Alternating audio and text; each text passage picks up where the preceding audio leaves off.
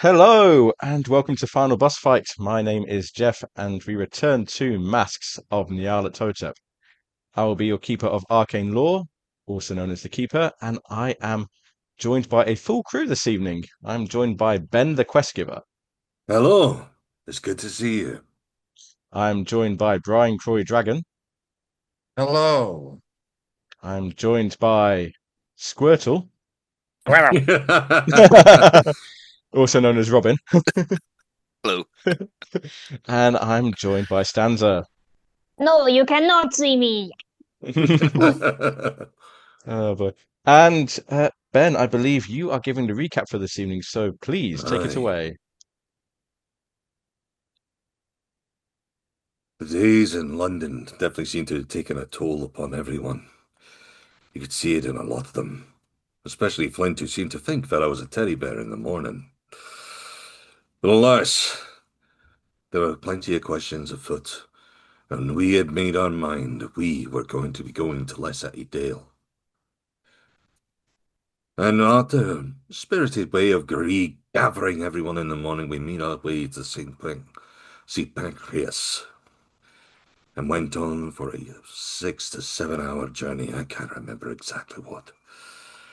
But we're finally into the country. Good to see the rolling hills and plants and all manner of creatures bouncing around. And it was a rather pleasant trip, to say the least. There were a few jokes, and seeing everyone seem to lighten and come back to themselves. Well, at least until we arrived and saw we had the beautiful British downpour. But it added to the feel of it. It added that nice strong scent to the wind, and a feeling almost of foreboding. But I kind of liked it. After small talk, we decided we would make our way directly to Lesser Edale, even though it was coming slowly to the night, and we'd been warned of the beast. Though I know that it had been said that the beast was already taken care of, you can't help but wonder as you're walking through those bogs. And even through those 5 minutes, you could see the lights of Lessery Dale overhead. We made our way and we could hear the clinking of glass, a true sign that we were going to exactly where we needed to. The Laughing Horse Inn, which I might add had quite the horrific visage. A horse with fire creeping out of its eyes, nose, and mouth. Can't help but feel like there's something more to this. And from the way that the villagers act when we walked in was stunning to silence. You get a sense that they know something's going on still. Both quickly brought themselves back, of course. Well, after a few warm drinks and a few chats to the locals, we found out a few bits and pieces. Oh, it's a half a belief behind this beast and half a belief that it doesn't exist. And that a woman had come before us, searching for the beast, but had either gone home or gone missing. But we were assured as well that Constable had killed the beast, turning out to be merely a dog. And that, though there are still howls and such, they are merely the mines of the Blue John Cavern, named after its blue-yellow gem, which tickles a lot of Egyptian fancy, in particular to a few people in London who might buy some such things. I'm sure upon home being one which we were taking good note to speak to once more. But for the sake of the stories of a beast that walks on its hind legs, doesn't sound like a dog to me. Still, as we went to rest that night, the howls came. Numerous howls from all around. and even by sticking a head out, you could not tell from where it came. That's why we got told it's the mines. As the mines go everywhere. And that caught our attention straight away. Especially Flint, who decided to run down in the middle of the night to the bar, giving away our plans entirely. It was good to see him get back to himself, but that was not what we were expecting. But nonetheless, I managed to try and twist it that we were just merely tourists with a bit of curiosity. But we figured in the morning we were going to have to find out about this. But not first before we talked to the constable. We had to find out what happened. We had to see what he said. And he said, as we thought, he said it was just a dog. That they shot it ran off. But nothing had happened since. So who knows? We also had a few words with the vicar around the local area, and after a while, we made our way to those mines. Now, after a bit of convincing, those workers were a bit happy enough to let us take a look around, and they showed us some. And a glorious sight it was. But they wouldn't show us at all. And more importantly, when we said that we wanted to see it at night, they seemed very defensive. I can only think of something's hiding down there. They say it's health and safety, and that may be true. But I can't help but feel that there is something down there. 'Cause the wind that howled at night didn't make a peep during the day. And that bothers me some. And that's about all I've got for the time being, but keep posted. There'll be more in this war journal. I'm going to move us to the town of Lesser Edale. Did I miss anything there? The only bit I would say is right at the end of last session, you returned to the Laughing Horse Inn at about in the evening, and I can't remember exactly what time. And there was a young man sitting at a table by himself, and the bartender says to you, "That's Lawrence Vane." That's Okay. Yeah, he should know that he's a way into potentially visiting the castle on the hill, and they are connected to the curse, which is tied to the beast, and something to do with the witch hunts as well. Yeah, I mean, it was during one of the witch trials that the curse was laid. That's right. Okay, let's check the thingamabob. Yeah, castle and witch trial. Well, I think we need to go and have a word. But as you head over there, you see that he doesn't look up at your approach. You see that he's reading from a rather dusty, worn book, heavy, and he's writing notes down on a piece of paper. He doesn't look up as you approach. I try to make a note to everyone else, whispering, act like tourists. We're here and curious. We want to see what's to be seen. We don't want to scare them away. I try to peek at the title of the book. It seems to be a book of local history. Actually, I'm going to say no more than that. It's a history of the Vanes of Edale. Curious for him to be reading. He looks up as you approach. Oh, do forgive me. I was miles away. What's in my own little world? Haha. My name's Lawrence Vane. I take it you're new to these parts. Aye, very true. Indeed. I suppose you've come up about the beast. Haha. Read us like a book, I see. Can't miss the tales. We get curious by all these bits and pieces, these dark stories. Such a historic little town. I think it would make quite an interesting prize. Oh, haha.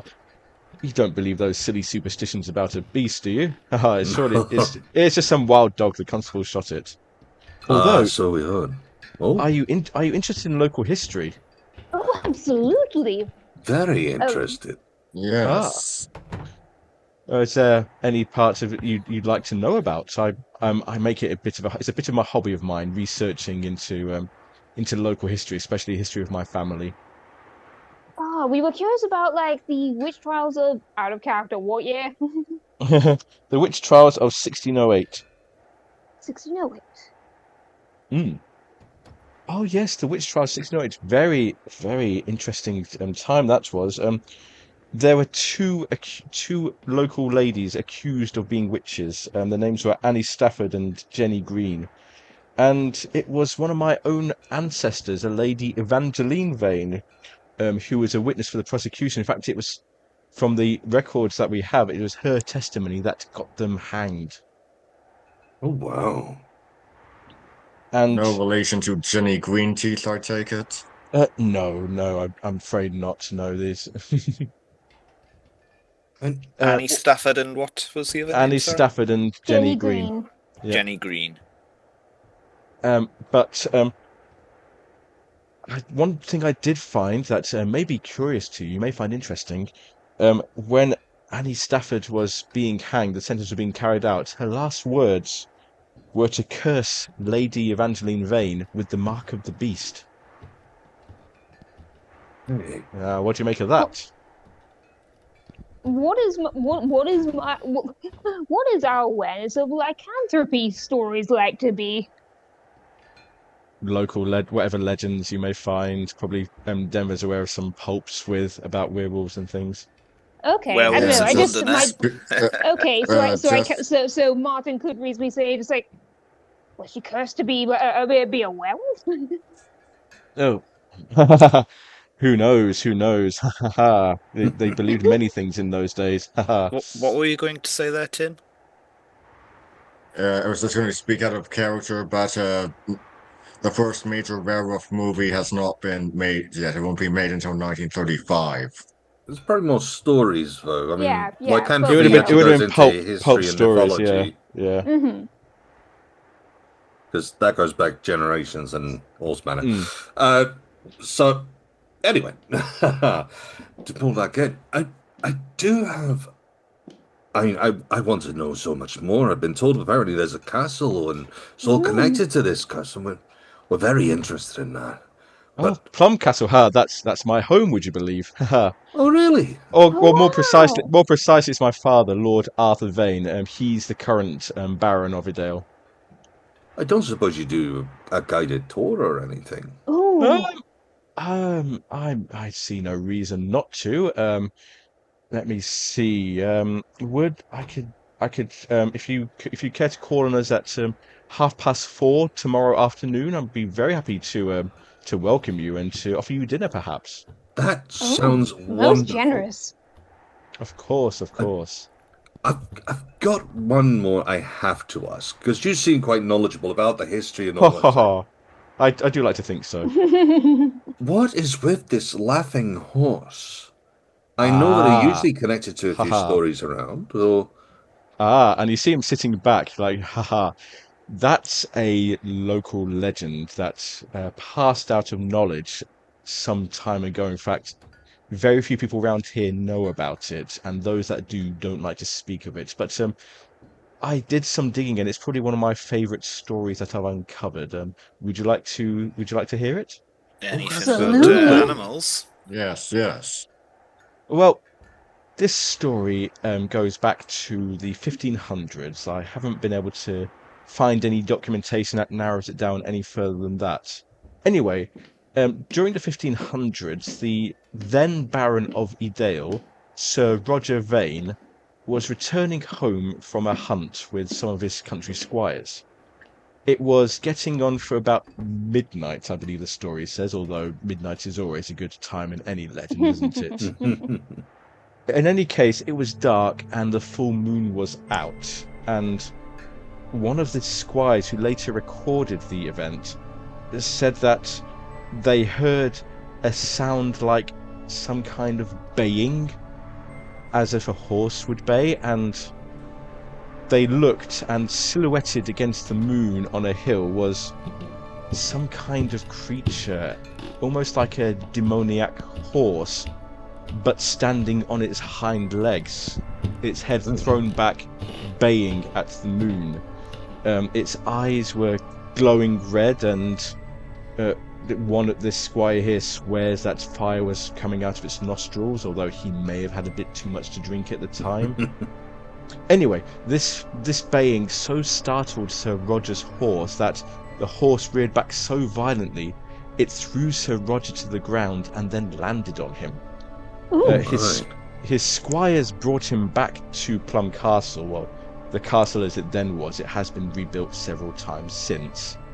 But he died shortly afterward. Oh. Now, I glance at my companions, trying to establish that they remember what we in character would know about. So how when the beast howls, someone dies. Now, the interesting thing is, Sir Roger had no heir of his own, so the title and the estate passed to his younger brother, Sir Worthington Vane. And Sir Worthington Vane dismissed these ideas of a horse on its hind legs with glowing eyes. So he built an inn. Excuse me.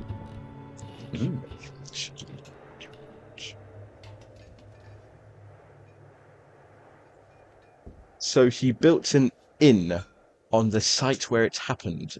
He called the inn the Laughing Horse as an act of defiance against a superstition. And farmers started congregating to the inn. Farmsteads were built around it.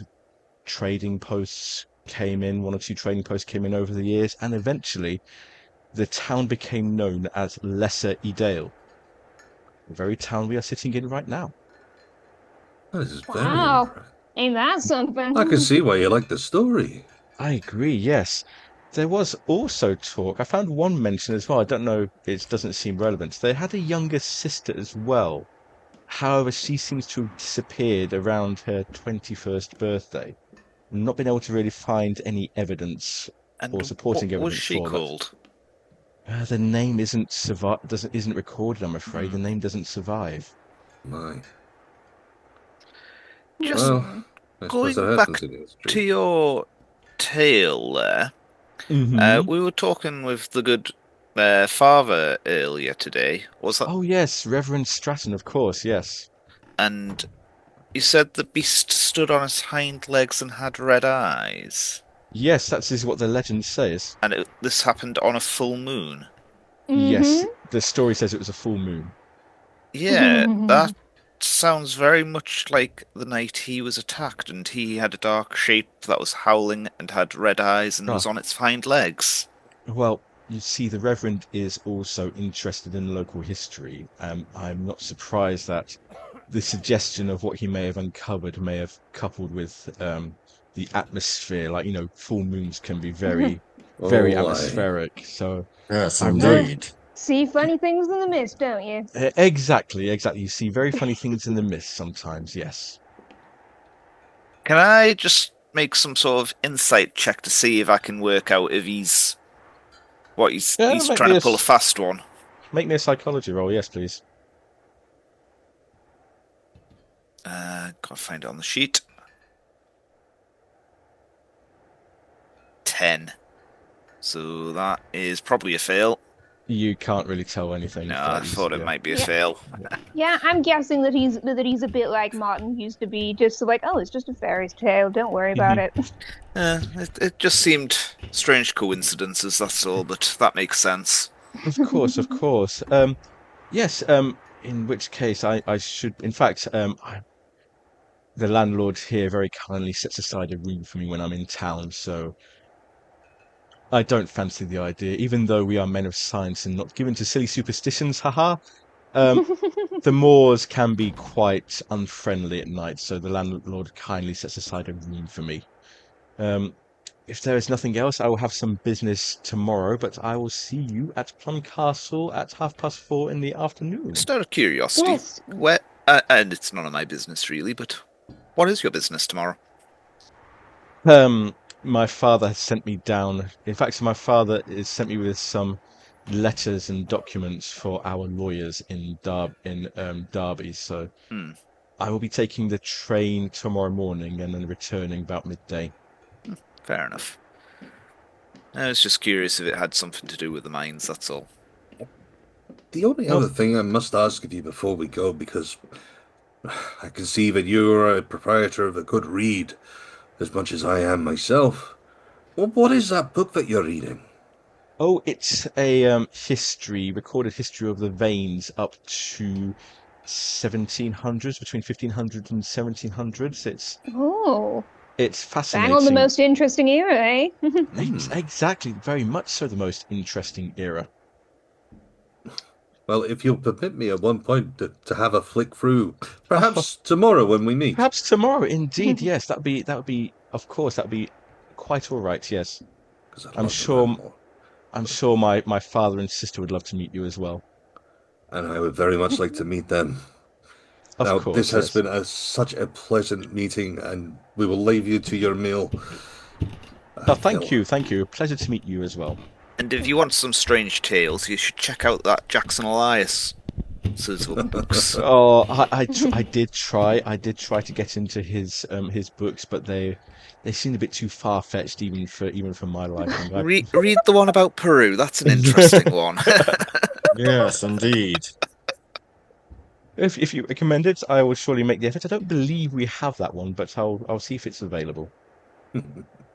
Sounds like you've got a good library up there in Plum Castle, eh? Did Jackson Elias send us copies at all? Or... He would have done, yes. He most Can definitely Flint pull out his copies and say, borrow mine? Thank you very much. I will take that. I'll read that with pleasure. Thank you very much, Mr. Sorry, I did not get your name, so I'm so sorry. That was very rude of me.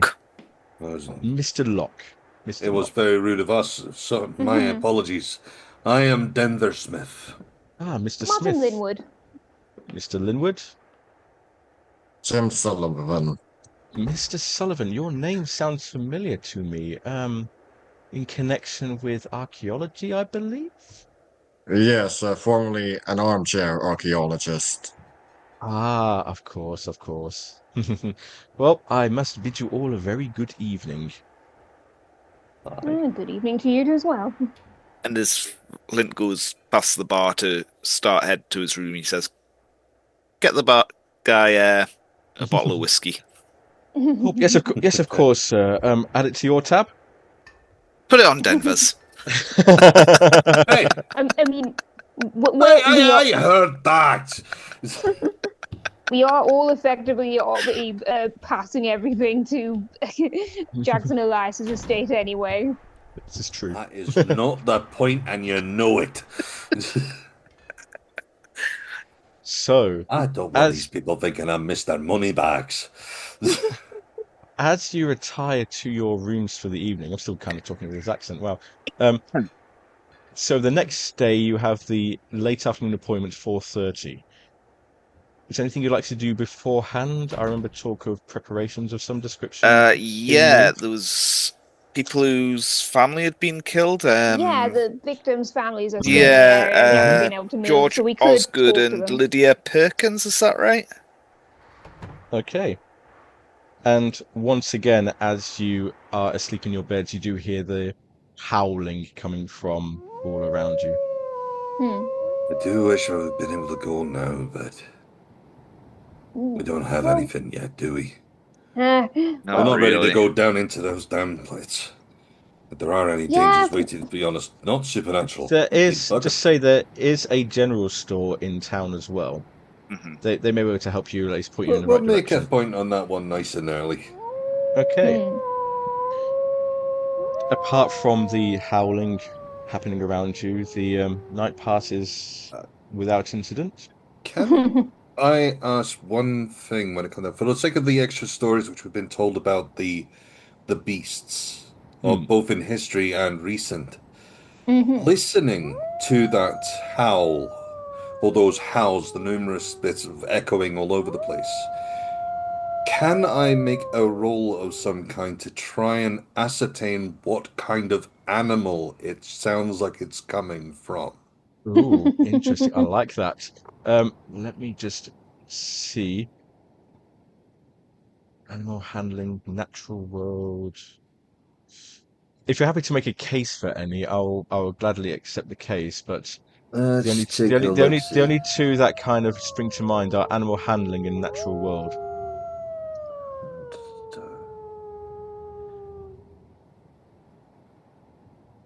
I'm actually taking another quick look through myself just to see if there's any I could sort of make a suggestion with. Right.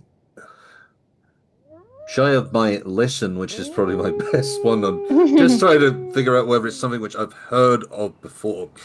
Because let's face it, listening to try and tell the difference between a horse's neigh and a dog's growl and a howl. It's kind of like, yeah, you need to do like a very hard success for that to be able to reach It's that. going to be my best shot of actually getting a hard success is with listen, so I'm going to try with listen.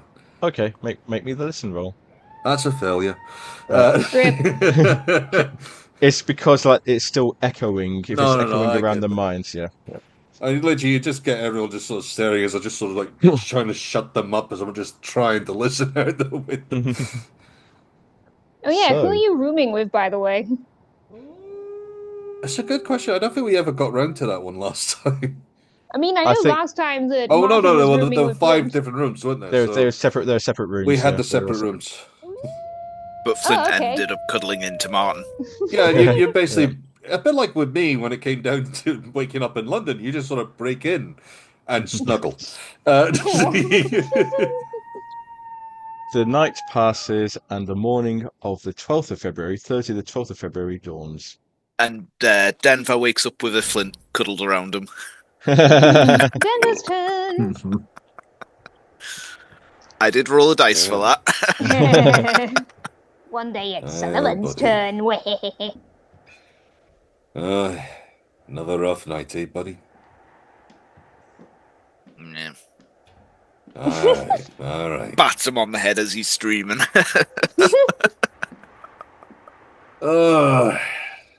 You keep doing that, I'm going to be limiting your whiskey.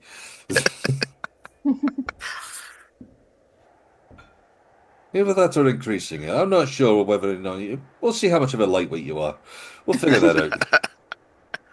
I would say Flint can hold his liquor. I'd be surprised if Flint couldn't hold his liquor, to be fair. Yeah. So, what are your plans for this morning? So, there would have been there was talk of going to the general store, wasn't there? Was there something in particular we were thinking of picking up? Because, I'm still not sure what our anti-omen howling beast gear would look like. I mean, to be fair, when it comes down to going against the beasts, perhaps I think we're already kind of looking at a couple of things that. Well, we've got old Matilda. If I may interject, there was talk last time about gas masks. Exactly. Yes. Oh. And the gas masks are a way of detecting maybe a gas. canary or two. Aye. Now, even flames and all that side of things. There's a lot of different gases which could be down there. I don't know enough about them. Rope, pitons. Aye. And it'd be a good idea for us to lash each other together as well, just in case. I've heard of some of these gases that if you get down enough into them, they basically take all oxygen out. Some sort of torch, maybe? Well, would torches exist at this time? Flashlights would exist, yeah. That's what I meant, torch. Flashlight, torch. Torch. A lot of sense, actually. Wasn't that the thing about you would all have torches.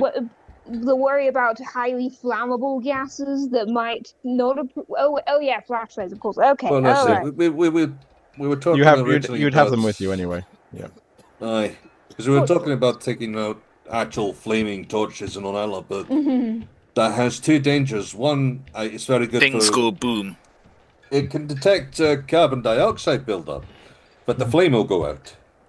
Yeah. But at the same time, if there's another gas out there, it'll boom. which isn't good. So it's that mix when it comes down. So electronic torches should be a safer option. Aye. As you say. You head to the general store. It's location 5 on the map. The Pitchlock General Store, run by a couple, Alice and John Pitchlock, and you can see their names above the doorway. As you open the door and enter, it's the woman who's behind the counter, you presume to be Alice. You can see groceries of various descriptions, lots of tins, tools, some newspapers, the odd rope for people walking, probably a couple of bits of hiking equipment. As my mind immediately jumped. We're a local shop for local people. Hello! Yes, you're not local, are you? You must be the visitors we've heard so much about. Indeed, I think we must be. What can we do for you this fine day? Well, we're looking for some items for the sake of exploring the moors. We've got some lovely places to have a little wander around here. Of course. Well, have a look. Anything you see that you may find useful. Is there anything in particular you're looking for? I tell you the main one. Torches. Do you happen to have any on... No. These new, the electric ones. Well, we have one or two over here that just come in. You can quite easily afford them. Don't worry about that. Ask a question. Are they winders or are they... Because once again, going with technology, which was back in the day, they had the big, bulky wind-up ones. These would be I think these would be wind-up torches if it's out here. That's grand. At least we don't even need to worry about batteries. Well, we'll definitely take that for a 1, no doubt. I'm a little curious about what have you been hearing about this? If we're talk of the town. This is a small town. Stories get around here that you're here looking for the beast. Looking for the beast. Yes, we're here looking for the beast. Yes, indeed. Best of luck to you, I say. I was going to say, I've taken down a fair beastie in my own time, and I point it towards me hood. I was just thinking, you're probably wearing that right now. Well, as long as you pay up front and don't expect any kind of credit, we'll be fine. What's this paying, malarkey? Don't worry, Flint, we'll take care of that side of things. And Flint just gives the storekeeper a wink. So we got wind-up torches. Anything else you might be looking for? Have we got any climbing equipment? There's probably a few ropes, but not really like any like hooks or pitons or anything like that, I would say. For the sake of having probably a quick glance around the room to see if there are any gas masks, without sort of trying to say gas masks because it would give a clue as to what we're doing. Is there anything on view of a gas mask? Denver, make me a luck roll, please. That's a fumble. In fact, you see the space where the space that says respirators, but it's empty, out of stock completely. Okay, right. Now we have to figure out if there's a way to check. Is there any bits of fabric or anything? Can I make a request for a first aid roll for the sake of making a makeshift gas mask, something which I probably would have done in the field? That would probably tie with Flint's suggestion of like a cloth. Oh no, exactly. Yeah. And just seeing if there's anything in this shop which we can use. Yeah, make me a first aid roll. I'll let you have that. You find a rack of like strips of cloth, possibly used for that. Possibly, you get the feeling that it's actually used for that purpose because, as I say, there are miners around. They have to get their stuff from somewhere.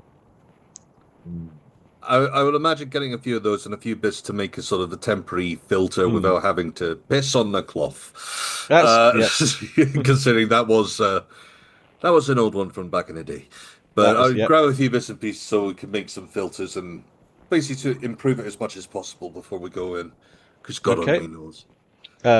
I think the shopkeeper Alice kind of has an idea of what you're up to because she knows miners and they do tend to use these things because even though the respirators do come in from time to time, they're quite expensive. So miners do sometimes make do with cloths over their mouth. So she has an idea of what you're trying to do.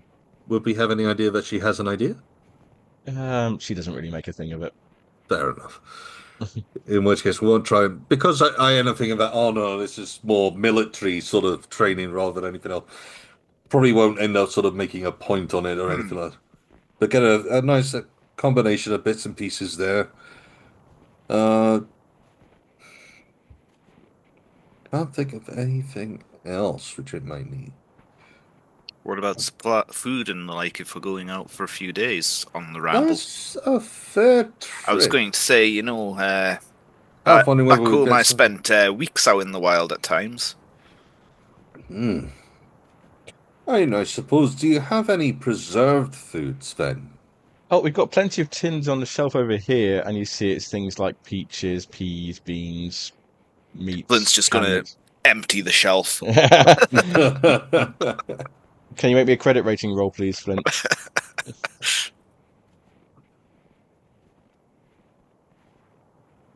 Not that many. No, you can probably get about 3 or 4 of them, sir. Flint, sorry, he's a bit excited. She might be able to tell he likes going out for these long trips outdoors. Sort of going for a bit, get a more modest selection of stuff. And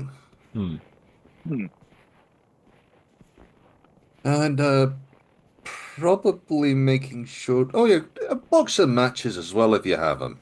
Oh, right here. Lovely jubbly. Which is a reference which would not exist back then, I realise. No, it wouldn't. It does now. You just invented it. Yeah, I just invented it. And, it would be in a silent picture called Only Fools and Horse Wagons. Well, I don't suppose that maybe you'd have any chalk or drawing bits and pieces. Chalk. Not really, no. What about salt? We've got plenty of salt. People use that for cooking all the time. That's a good one then. Trying to think anything else which we might need. Has anyone tried persuading them to let us take a look in their storeroom? Because I'd be surprised if a shop didn't have like a back room for extra supplies and stuff. Well, you could try. What did you say to her? Okay, how does one persuade?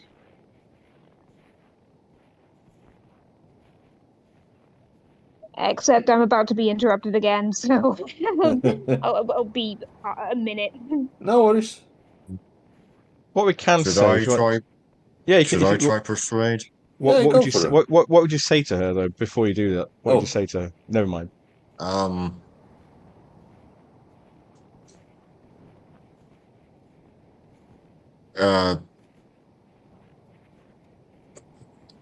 Looking at that failure, I just realized I have no idea what I'm going to say. Hey, you! What we can say is, if you decide later on that you need anything reasonable, we can say that you bought it. I'm happy to use I've stuff. Okay. But I said reasonable, you're not like flamethrower or anything. So like ropes, shoes, boots, walking sticks, whatever. But yeah. All right. Anything else, you might need a luck roll for that. Just trying to think if there's literally anything else that you need to actually ask for. I think it's blue down there. So... No, I think I'm okay. I think I'm all right. I'm done. Okay. Exiting the okay, shop I was a little with distracted. Did anyone think did you actually have the idea of how to persuade or not? No. What I said was that we can, if we want to speed things up, we can say that if you think you need anything later on, anything reasonable later on that you could quite easily get, then you can say that you bought fair enough. it. I was just sort of like, I guess sort of like, I guess I was thinking so. If Martin says, I just like, we're planting a pretty big serious trip for like out there, and we want to make sure we. Well, I know you. We want to make sure we get back. So could you? Could we persuade you to let us check your? I would have to ask your you to. I would have to ask you to name items that you're looking for, because I don't know what you're looking for. I mean, like, I was still thinking of the respirators, if that were so, like, since that seemed kind of important. Does that sound like important? That they were, if you asked for them, said, "Oh no, we're not expecting them back we're not expecting a restock of those for a few days, and we only get one or two. We only get one or two at a time." Okay. Well, worth a shot. Okay, so leaving the Pitchlock General Store, what are you planning to do next? We'd probably say you spent about a couple of hours in there, so it's probably kind of like 10:30, 11 o'clock maybe. Still got some time before your meeting. Well, I want to go and just take a moment, probably up in the room, to try and put together these ARP respirators. Shouldn't take too long, but at the same time, for the sake of making one for each of us, probably talking about an hour or so. So I'm going to leave the rest of you to your own devices while I go off and make these. Should we go question... Oh God, I've forgotten their names again. Sorry. The family survivors. Yeah. The two victims are George Osgood and Lydia Parkins. Yeah, their family. There's a misprint here. It says Perkins in one place and Parkins in another place. So. Okay, so they are. Let's see what they are. Are they on the map? If they're not on the map, you can quite easily find their. By asking around, you can quite easily find their. Yeah, it's not really on the map. Oh no, Perkins' house is number 8, and the other one was Osgood, which is not on the map, but you can I'd say be able to find the directions to it quite easily. I was going to say, for convenience sake, shall we say it's right next to number 8? Fine by me. Next to it, meaning there's at least a half an hour walk. So, which one are you going to visit first? The Perkins or the Osgoods? We'll go to the Perkins. Okay. You are directed. Something so strict. There's just something very funny about this decision, the Osgoods or the Perkins, because Osgood Perkins was the father of Anthony Perkins. Wow. So you make your way to the You're told that this is the place where John Perkins lives, the house where John Perkins lives, and it was his daughter Lydia who was killed. Okay. So, what do you wish to do? You arrive at the house. It's just like a fairly squat, probably 2-story, 2-floor house. Looks a bit run down, like it hasn't been maintained for a while. I guess we take a knock. I was going to say Flint would have his hood up. Maximum rat-a-tat-tat. The door, after a few minutes, the door opens and you see this rather sullen-looking man, and he takes one look at Flint and he recalls back in anger. Get away from here! Flint's going to push his way into the house. And he's literally going to push the door against you. Flint's going to keep pushing back. Nope, go away or I'll call the police. Go away or I'll call Constable Tumwell. Terribly sorry. Ask you some questions. Terribly sorry for my compatriots. If you need if there's a better time to call on you, we can come back later. There is no good time. There is no what do you want? What do you want? Leave me in peace. We want to know more about the beast that killed your daughter. Beast? What beast? There's no beast killed my daughter. I bet it was that Vane, that Lawrence Vane. I bet he had something to do with it. Why do you think Vane has something to do with it? We've heard lots of rumours about a beast roaming the countryside. I heard that one of my neighbours said that on the night that my daughter was... that Vane was running away from the house. He looked somewhat upset. I don't know, maybe he was carrying on with her, and I can't even think about it. I don't want anything to do with that family at all. And what was going on that night? I don't know. I'd spent the evening in the Laughing Horse, and when I got back, I just found my daughter in that condition. So remind me, a Jeff, neighbor said that what Vane was condition running was away it? from this house? Sorry, to answer Robin's question, brutally massacred, brutally slaughtered. That's all it says, is it? Yep. Okay. Sorry, Martin. I was just clarifying that's like John said a neighbor saw Vane running from the house upset, and I was just going to clarify from the Perkins house. Yes, so from running from the Perkins house, looking very upset. Oh. The Constable Tumwell says he shot it, but I don't believe him. I think he's shielding the Vane family. I think that there's something going on there. You know, the Labour Party wouldn't stand for this. If the Labour Party was in power, they wouldn't stand for this. They'd get all these so-called lords and peers and nobles, and they'd know what to do with them. Well, I'm not going to lie. I don't believe Tunwell killed whatever killed your daughter. Yeah, I'm telling you, because it was the Vanes. That's why. Because it was the Vanes that did it. It was that Lawrence Vane that did it. What can you tell us about Lawrence Vane? Oh, he's a young struck of a lad. Probably been sheltered too much up in that castle with his father. His father never comes down here, but he comes down here all the time, staying at the Laughing Horse. I bet I don't know. He's just out there partying, living it up while the rest of us do good, honest work. And what does his father do or did? His father, he's lord up. He doesn't need to do anything. He's lord up at the castle. He just needs to sit back on the day, drinking his wine, eating his beef. He doesn't care about the rest of us. Are there any other strange stories about the Vanes? Probably plenty, but I don't interest myself. All I care about is that my daughter's dead and they had something to do with it. That's as far as my interest goes. Well, we'll keep this possible. We'll keep your account in mind. Good. Now, please leave.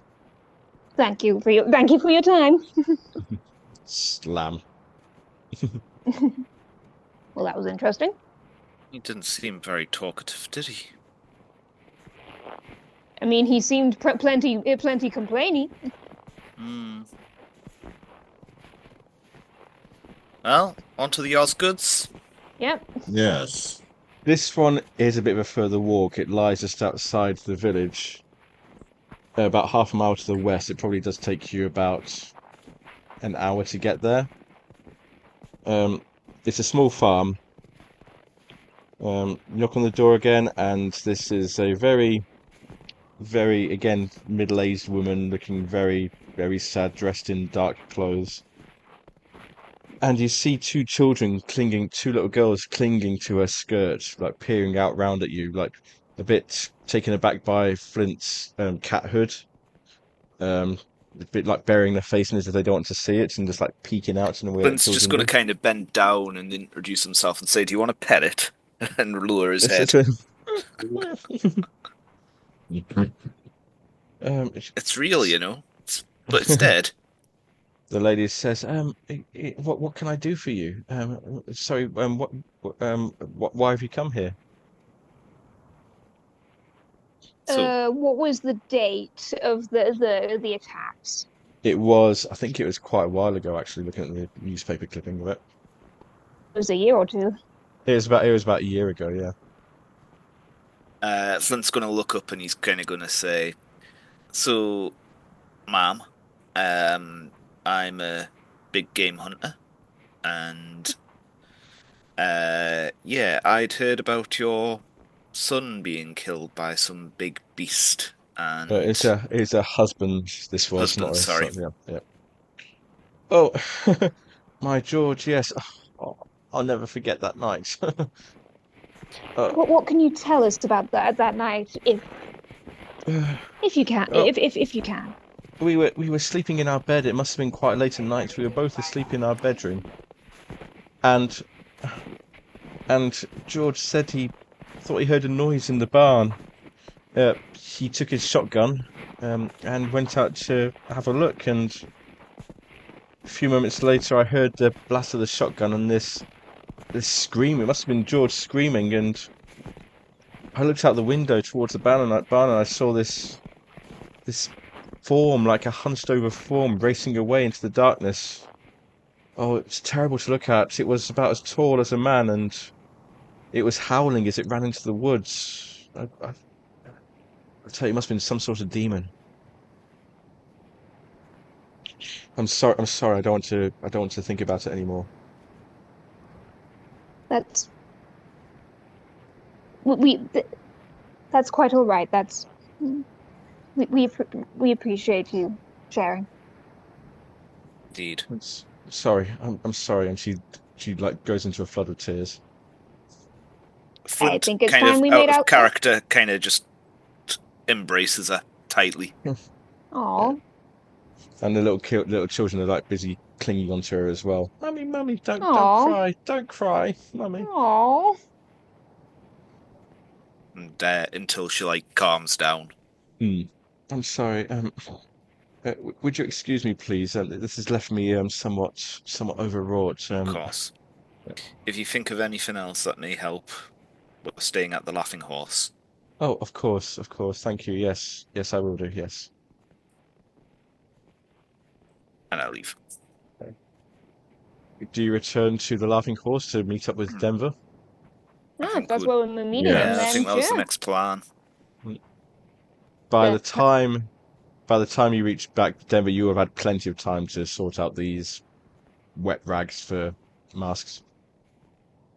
Right. Well, we're set to the mines.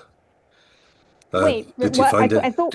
Did we not didn't we have an appointment at 4? We do. Remember, we were going to do the mines at night. We haven't even got to 4 o'clock yet. Okay, I misheard. I just heard let's head to the mines, and I was That's like, what I heard as well. I said, we're ready. We're set for the mines. Okay. We're not going to the mines just yet. No. We've got a dinner to attend. So I suggest we all spruce up nicely before we go and meet the Baron. I was going to say I'm going in what I'm wearing. I'm not sure. You are not getting me in that suit again. Well, I don't think we... Tim, grab his legs. And we fade out on the scene. We fade out on the scene as Flint is held down, kicking and screaming as Denver and Tim try to. Oh, I think there might be a few bite and scratch marks on both Tim and Denver by the end of it all. The beast strikes again. It rolls around to about 3:30, and it's a fairly overcast but dry day outside, and probably take you about an hour to make the journey up to Plum Castle. Just a nice pleasant walk, and maybe birds singing. Aww. You wouldn't think that we have to worry about people being viciously slaughtered on a day like this. So, Flint has huffily put his Jaguar back over the top. Of course. Knowing that you're at least going to do that, I have made sure to at least brush the Jaguar. Yay! Try and polish his teeth a little bit, you know. Oh yeah, is there are there glass eyes in the Jaguar pelt, or? Oh no, they're just like plucked out. Oh, okay, that's I don't know what's spookier, glass eyes or no eyes. I was going to say, apart, like, it's been well kept, but the eyes have gone. It's well worn. He's had it for a while. I try not to tell him when I was brushing it, chunks started coming out. Just quickly put that back in, sort it up. There we go. I was going to say, you can literally see Flint stiffen up in fists clench when he hears this. I didn't tell you, I just fixed it. Oh right, you were cleaning it in another room whilst. No. But Tim is making sure he's washing behind his ears. And you see Flint kind of like picking up dirt and smearing it all over him. God, he's worse than a rabid dog. You arrive at Plum Castle, and it's a very spectacular looking place. You can see where it may have actually dated from the time 1500s. Very run down in a couple of places. Looks like this needs some repair work, but the door is in front of you, and it is locked, and there's like a huge bell pull next to it. Oh, so is there any like bunnies or anything? No, sadly not. No. I was going to say Flint was just going to go bang dinner. Winner, rabbit dinner. We'll give a yank on the bell. But yeah, just like, oh, this castle was this castle was standing and being used by the family during the interesting centuries. Aye, nice. definitely so. After a few moments, the sound of the bell dies away, and the door opens. It's rather tall, elderly man. Yes, sir. How may I help you? We were invited to come by and take a look at this fine establishment by Lawrence. Lawrence Vane, yeah. Ah, the young master. Yes, of course, sirs. Please come this way. And he leads you into this room here, the Great Hall. You go through a couple of side doors because as you see that the two main doors here are in fact blocked off. Another repair that needs to be done. Go through a side door into the Great Hall. Please wait here a moment, sirs. I will inform the young master of your arrival. And as you look around the hall, you can see like oak furniture, a couple of chairs, tables, cabinets, and portraits of various who you assume to be Vanes from various generations. Can you all make me spot hiddens, please?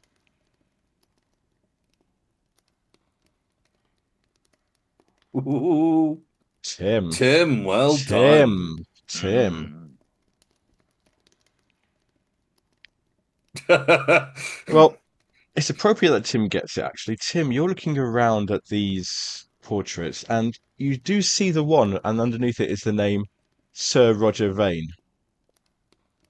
And you look at this portrait, the portrait of the man you're guessing from the legend, Sir Roger Vane, and next to him there's another portrait, Sir Worthington Vane, and you look at the portrait of Sir Worthington Vane, and it vaguely resembles Lawrence Vane. You can see the family resemblance going throughout the years. Then you look at the portrait of Sir Roger Vane, and something about his face looks familiar. He's got like a moustache and goatee, but there's something about the eyes, the shape of the head, that looks familiar. It's not too much like Lawrence. No, it doesn't look like Lawrence. In it's fact, not going to be another one that's going to look like me, is it? if you allow me to finish, sorry. If you allow me to finish, you have seen this face somewhere before in a newspaper in New York. Oh, you Carlisle? It's the face of Roger Carlyle. Damn! Oh. And Tim, since you got the extreme success, you remember a piece of information that you once came across. It seems like a lifetime ago in New York. Could you do me the greatest of favors? And once I find it, I believe this has the. I'm just going to show you something, one of the older handouts. I'm going to show you this handout, and could you tell us the name of the person this relates to? The first line. First meeting, January 11th, 1918. Reference, Erica Carlyle, closest relative, Erica Carlyle. Next line. At his sister's insistence, Mr. Roger Vane Worthington Carlyle visited me this morning. That's he fine. deprecates the important. Oh, that's fine. You got the important part. Yeah, for a moment I thought you were going to say it looked like Lester, the person in the Lester Goodman. Lester Goodman. No. Yes, Roger. You remember that Roger Carlyle's full name is Roger Vane Worthington Carlyle. And I'm guessing the person with this portrait is like the son of Sir Worthington Vane? No, the person in this portrait is Sir Worthington Vane's brother, Sir Roger Vane of the legend. Wait. Oh, I thought you said Robert Vane. I was confused. I did start to say Robert Vane, but it's Roger Vane. That's me forgetting. So Roger Vane.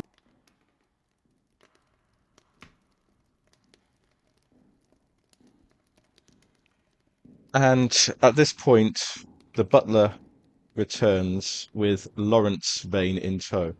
Oh, thank you, Edwards. That will be all. My friends, welcome to Plum Castle. Please, come this way. My father is anxious to meet you. And he leads you into this room here where you can see the 2 tokens. And it's a library. Books, shelf after shelf of dusty old books. Some of them well thumbed. You can see where you imagine where Lawrence has thumbed them through. And sitting in an armchair in front of a roaring fire, you see an older man, Lord Arthur Vane. And he looks fierce. Sitting, lounging more in a couch nearby, you see a girl, possibly in her early 20s.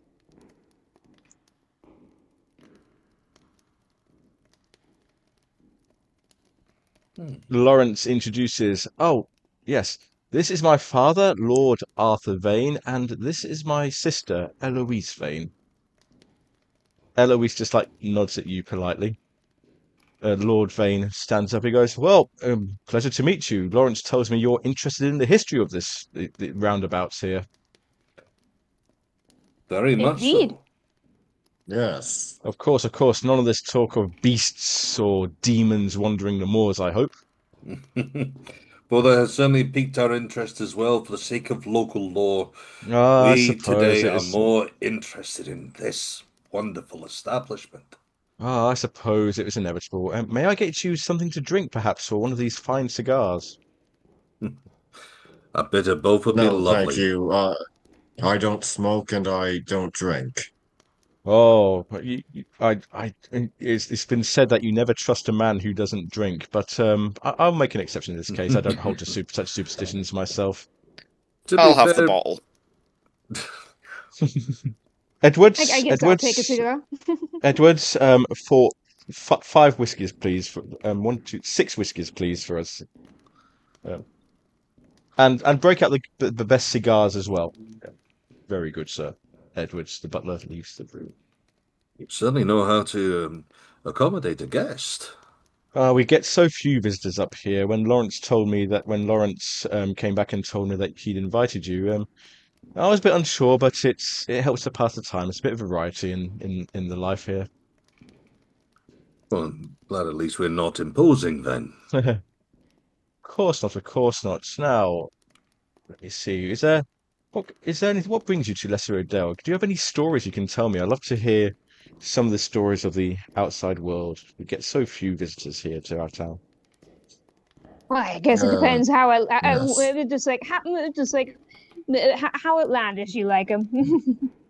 Oh, I like a good yarn, me. Lawrence here prefers his history more local, but I'm happy to hear anything entertaining.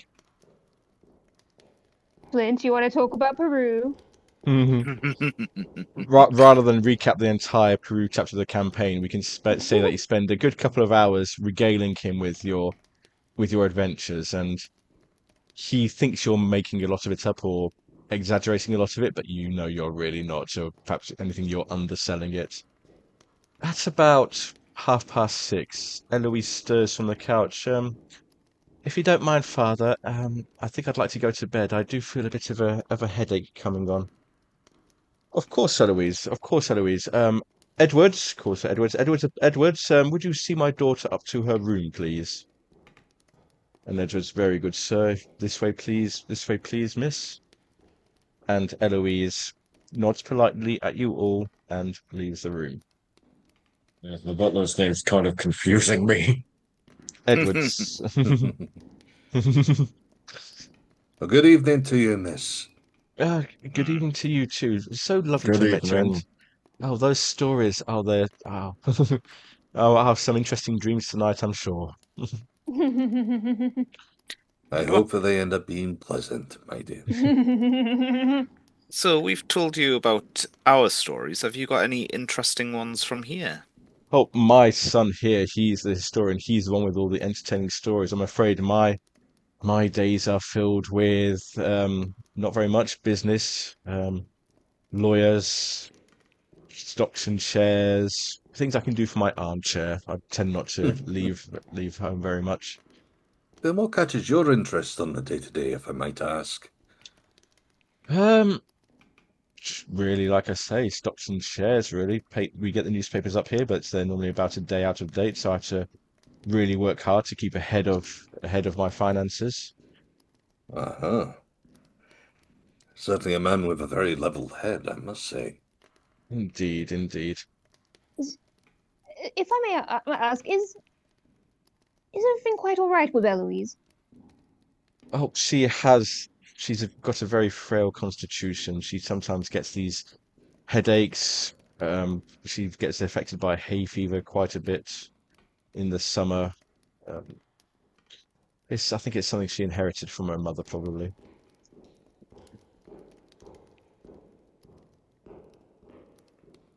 And where is her mother? Her mother passed away a few years ago, I'm afraid. It's very sad. I was very fond of her. Of course. Okay, not last year then, a few years ago. A few years ago, yes. Actually, make me an intelligence check now that you've seen the Great Hall. I'll ask for an intelligence check. All of us? Scrolly do. Oh, everybody, yes, please. Yes, please. Scrolly do. Lots of intelligence going on here. Oh, I'm supposed to be the brainy one, or one of the brainy ones. Martin, you're just Head like empty. head empty. I think you're just fixated on this whole Roger Carlyle thing. This has like filled up your entire mental space right now. The rest of you, you realize something as you've been looking around at those portraits. You don't see any portraits of any women. This has been all the men of the Vane family. Sir, perhaps you could answer one question. Of course, anything you like, sir. Within my power. Where would be the portraits of the ladies of the house, family, however you wish to put it? Oh, I'm very much afraid we don't have many portraits. It's been a bit of a tradition in my family. The Vane children, the Vane girls have not been very fortunate. They tend to pass away, to die at a fairly young age. I see. And what of the wives? The wives are all hale and hearty. However, we do not tend to have portraits made of them. It's just like some family tradition that's been upheld. I would have put a portrait up for my wife, but she passed away before it could be completed. Interesting. Do you have any gauge how long this has been a tradition? I don't know. Lawrence here is the historian. Lawrence, do you know when this tradition started? And Lawrence says, it's been a long-standing family tradition, that's for certain. I'm not entirely sure. It seems to go beyond the time that I've researched. Oh, beyond? Oh, yeah. I mean, I don't know whether Martin would say aloud like that he'd been wondering if this had been from the 1600s. I did wonder if it had been something to do with the witch trials, but I don't know. I can't be sure on that. I need to do more research in that area, I suppose. Oh, you certainly seem to have a good library for it. Hmm. I wonder whether maybe the answer is hidden in here somewhere. It would take months or even years to look through all of these books. I've only managed to cover about a quarter of them so far. This is a lifelong project. How old does Lawrence look again? Mid-20s. Older than Eloise, definitely, but like mid-20s, not much older than that. Well, says Lord Vane, I suppose we better have dinner. You will stay, of course. Of course. Oh, absolutely. Yes. Very well. And he rings, and it's a different servant who comes in this time. Jenkins, tell cook, another 4 for dinner, please. Yes, sir. That will take a while. We have a very good cook. They've been with our family for generations. What is for dinner? Oh, there's a venison. There's a deer that Lawrence actually hunted down himself a day ago. Venison. Probably a rabbit or two. We're a bit low on rabbits, but we managed to find the ones we can. Home potatoes from the village. Perhaps not good quality, but hey, we tried growing our own, but not been able to. We get by. So you like hunting, do you, Lawrence? Oh, not particularly. I'm just kind of like, I suppose, another thing of keeping up the family traditions, I suppose. I suppose it does make me kind of like Sir Roger Vane, doesn't it? Haha. I do try to not to stay out past midnight. Where is your usual hunting ground? Perhaps we can go out and help replenish your stock. Oh, no, that's really not necessary. Thank you. Oh, I'm itching to get on a good hunt. My friend is a hunter by nature, I'm afraid. Well, has been itching for an attempt. Well, there's some wild animals out on the moors. I'm sure there's some sort of dog out there that hasn't been found yet. Maybe you could do us all a favor and hunt that.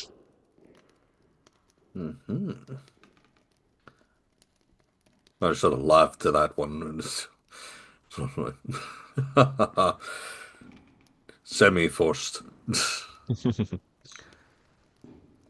Dinner is served, and it is a very sumptuous affair. It's probably the first big meal you've had. You can't possibly finish all of it, but more and more keeps on coming. It's that sort of place. I was going to say, just for the comedic effect, Flint's like chucked his knives and forks, and he's just hands in. Lord Vane does look at you a bit strangely, but he's not going to make anything of it, especially not after his son invited you here. And at about 7:30, no, 8:30 it'd be probably. Well, this has been an absolutely wonderful evening. Are you staying in town long, do you know? I would love to have the pleasure of your company again at some point. Well, we were half wondering whether we might get a tour of your wonderful castle here. Or a bit of a look at your library. Indeed. Oh, of course. Perhaps we can arrange that for another day, maybe, perhaps? That would be wonderful. Lawrence, I would love to take you out for a proper hunt. Of course, yes. I look forward to it. You need to get your heads out of the books every now and again. To be fair, it might be a good idea to take yourself along as well, your lordship. It is good to get a breath of the fresh air. Oh, I get the fresh air I can. I get the fresh air I can, but thank you. Your concern is appreciated. Well, gentlemen, I have the honor to bid you a very good evening. Please have a safe journey back down to the town. And a good evening to you as well. And thank you once more for your hospitality. The return journey to the town takes an hour. It's probably about 8:30 by the time you reach your hotel. What would you like to do? Night is starting to fall. So, are we doing these mines? I think so. Yeah, let's get to it. We have what we need. All right. And yes, Flint, we will allow you to change back into regular gear. Flint had already, as soon as they left the mansion, Flint had already stripped it off. So you walking back naked, Flint? Jeez. It's the last time I leave us. Bar the jaguar pelt. Night has fallen. The moon isn't full. It's probably a couple of days, so it's probably starting to get the shadow over it a bit as you make your way to the Blue John Mines. And in contrast to the day, everything is still. There's a bit of a wind blowing. You kind of like jumping as you see like trees that give those weird silhouettes around you. There's no sound of any birds or anything, probably the odd cricket in the bushes. You do arrive at the entrance to the Blue John Mine, and it is locked. There is nobody around, however. Whatever watchman was here has long gone. Huh. How is it locked? Just a padlock and a chain. Okay. And is it done tight, or is it to the point where if you sort of pulled it back, there'd almost be a gap? I mean, I do have a little bit of locksmith. I'll let you decide on this one, actually. Do you have faith in your locksmithing? I can tell you what number is it to be meta, if you like. Try not in a meta way, just more on lines of, have you had any luck with it in the past? Do you have experience? It's like, a little. Well, I suppose a little's better than nothing. How about you two? Anything for getting past the lock? Try just bashing the thing with a stone. Yes, that's... Flint puts the stone down. All right. But it sounds of things, Martin. You're up first. All right, give it a crack. Okay. Hey, finally a good roll. Well, it takes you a few minutes. It's a very like old, bit rusty lock, but it does pop off in your hands, and the chain falls away, and the gate opens, and before you stands the entrance to the Blue John Mine.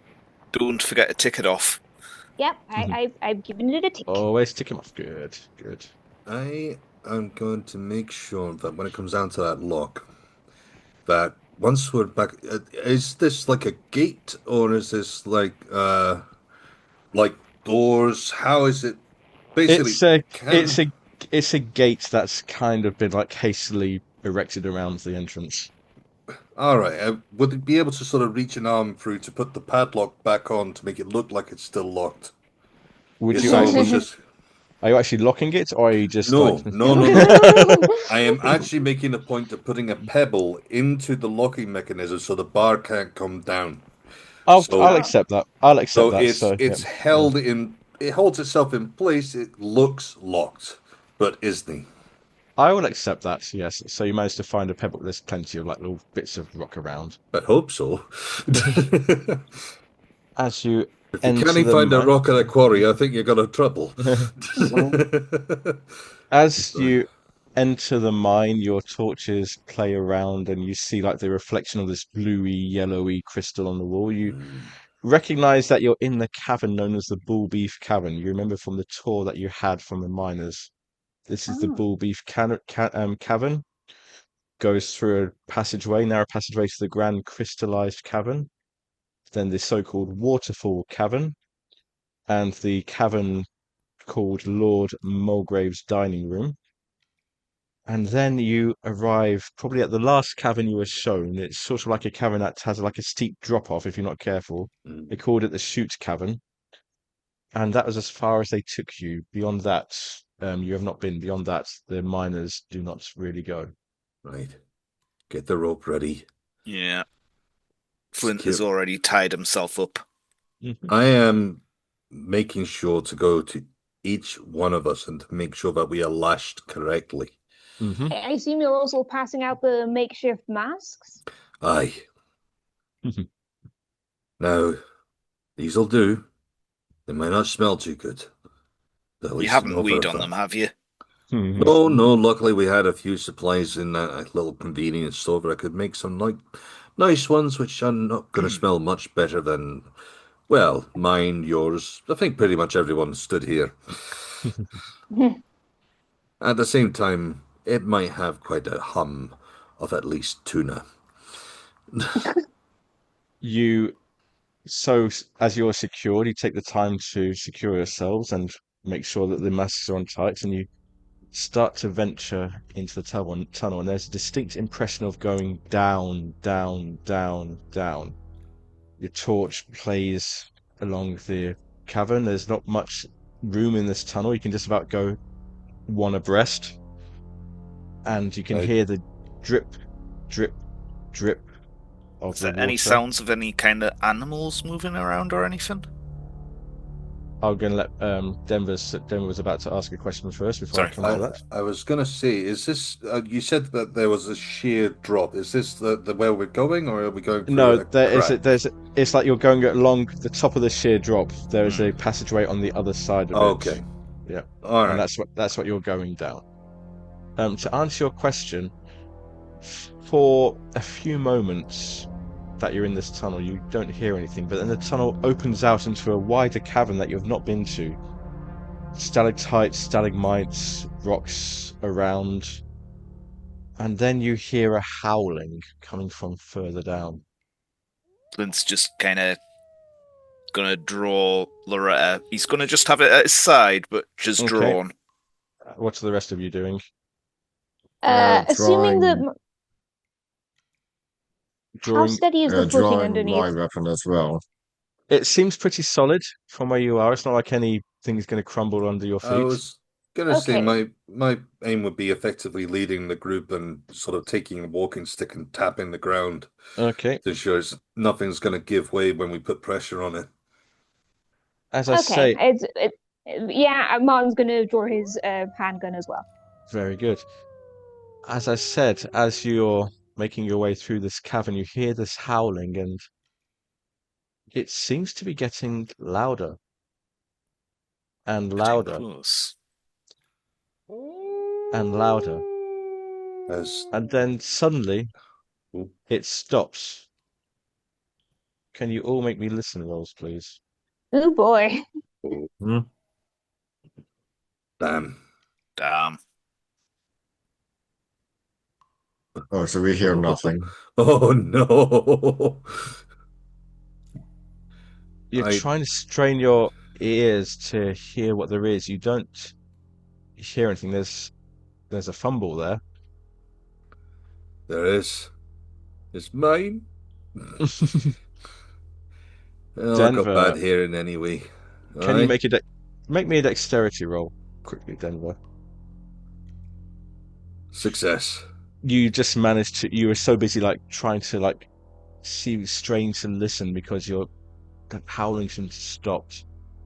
You almost trip over an outcropping, but you managed to catch yourself just in time. That would have been a bit of a nasty gash on your knee if you'd failed. As you recover yourself, you all stop, and you hear what sounds like a heavy breathing echoing around this cavern. I'd like to take the torch and just sort of methodically scanning the area, trying to latch onto anything. Okay, is everybody doing this or just Denver? I was going to say Flint would probably be doing it as well. I thought we only had two torches anyway. We did only have the two. Okay, I was going to say I'll let someone else do it. Well, Denver... If you're going to have the gun, then yeah. Yeah, Denver and who would have the torch then? Denver would definitely have a torch. Who would have a torch? I'll say I'll have the other torch. Okay. Denver and Tim, as you're playing the torch around, trying to find the sources, and the breathing is echoing around the cavern that you're in, so it's difficult to try and pin down a direction for it. Denver and Tim, can you make me spot hidden rolls, but I require a hard success? Alright, here's open. Oh! Hey! Yeah. Tim, you swing the torch around and you see something that is not a rock. You see something that is not a stalactite nor a stalagmite. You are faced with this. creature, grey, decaying flesh, and it looks at you for a moment. Tim, can you make me a sanity roll, please? Good. I've seen worse in Peru. You manage to hold your ground as this thing stares at you for a moment, and then suddenly it starts baying as if it's like some sort of demoniac horse. Good lord. And as You're the laughing horse. As it does so, it leaps. And I'm going to say that it leaps at the person who it thinks is the biggest threat, the person who resembles a beast in his own right. Oh dear. It leaps. Martin! It leaps. Crunch. It leaps at Flint. Now, since Tim was the only one who saw this, I'm going to say Flint can get a shot off, Tim can get a shot off before this thing lands, and then we'll go to the proper initiative order. That's what we do. So it's leaping at Flint. I'm guessing Flint. Martin was too distracted or something? I don't know. You were looking at my lights. We didn't go near it. So Flint. You want me to fire? I want you to fire Loretta, please, at this thing. Okay. You hit it. You've had faith. You've seen Loretta blow away cult leaders, blow away snake people, and you're expecting a similar result here. However, it barely seems to graze the creature. Almost as if the shot kind of bounced off. I'm going to allow Tim to make a shot at this creature now, so roll your handgun, please, Tim. Okay. Ahenobarbus. Your shot. Ahenobarbus misses. Unless you want to spend luck on that, you're allowed to spend luck on that if you wish to. Yeah, sure, I'll spend luck. Okay. But once again, you see your shot hits it, and you kind of like see the impact, but again, it doesn't seem to have any effect, and then it is upon Tim. It is upon Flint. Flint, this thing starts trying to tear into you with its claws and biting at you with its teeth. So it is going to. It has 3 attacks. This creature has 3 attacks, and you do get the option. You have the option each time to try and fight back or to dodge. Okay, so that's either brawl or dodge, isn't it? Yes. I'm definitely going to try and dodge. Okay. Roll your dodge, please. You managed to dodge nimbly out of the way of its first attack, but now it has 2 more attacks coming up at you. So, again, you can try and... Okay, hard success.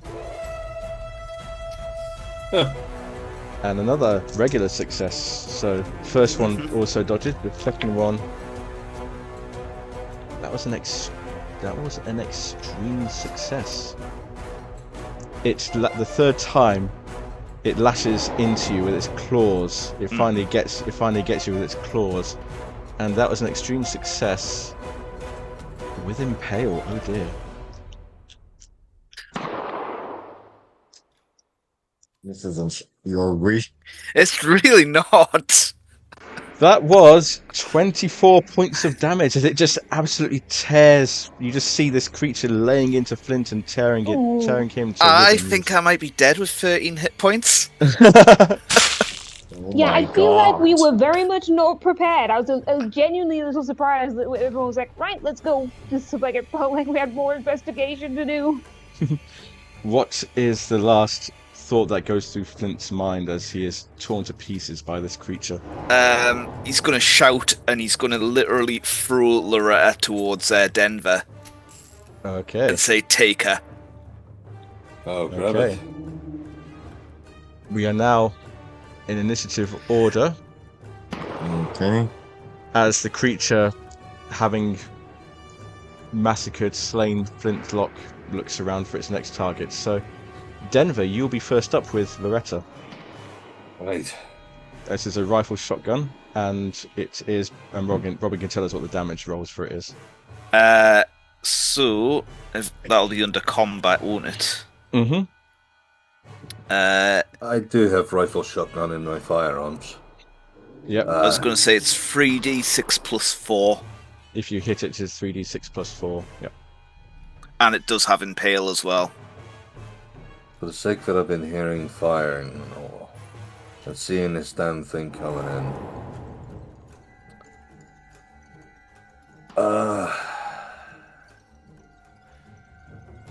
I kind of want to go for something a bit more different. Strapping Loretta to my back, pouring some salt into my hands, I want to leap on the damn thing and try and shove the salt in its eyes. Okay. That would be a maneuver, I think, so make me a fighting brawl maneuver. Fighting brawl maneuver? Yeah, just do a fighting brawl, please. Oh, using luck on that one. Okay, so make it a regular success. Yeah. Okay, and so it's going to try and fight back with that. It fails to dodge it, so you manage to throw the salt into its eyes, and it just screams in agony as it's flaying around blindly. My aim is to effectively try and get on its back with my hands on its eyes. So I'm trying to hold on there as well. Okay. In which case, Martin and Tim, your next actions against if you act against this creature, you'll have advantage. You'll have bonus dice with it. Find a weakness. So Martin, you are up first. I just heard the weakness. What? Find its weakness. It's a bit late for that. We're not in the library. Martin is genuinely a bit freaked out. Anything. How easy is it to get close to it? Because one thought that comes to my mind is to try put a gun inside it to make the beast's mouth. Hate to say, we are all tied together by rope. Oh shit. Shit. What was the worst? The only place where there might have been a gap is now where Flint was. Depending on whether it cut through the rope at the same time. Wait, so is Flint at the end or the middle of the rope? I don't know. We did actually discuss that. I know that I was placing myself at the front. I will say that there is now a gap in the rope, so we can say that Martin, you are free to maneuver a bit. Okay. How difficult would it be to try aim a gun inside this thing's mouth? Denver is holding it steady. Yeah. If you just take a straight shot at it, that would be a bonus die. If you want to try and it's essentially like a targeted shot, I would give you a penalty die. So if you wish to do that, they would both cancel each other out. So you'd be doing it at normal, or you can just try and shoot it straight up with a bonus die. I think I would like to try a targeted shot. Okay, right. So there will be a firearms roll at normal. I assume it's just a handgun skill, or? What are you using to shoot? 9mm revolver. That's a handgun then, yeah. Okay, I just switched to the combat tab. Give this a shot. Oh, miss, I'm afraid. The gun goes off, there's a loud bang, but yeah, it misses. Tim.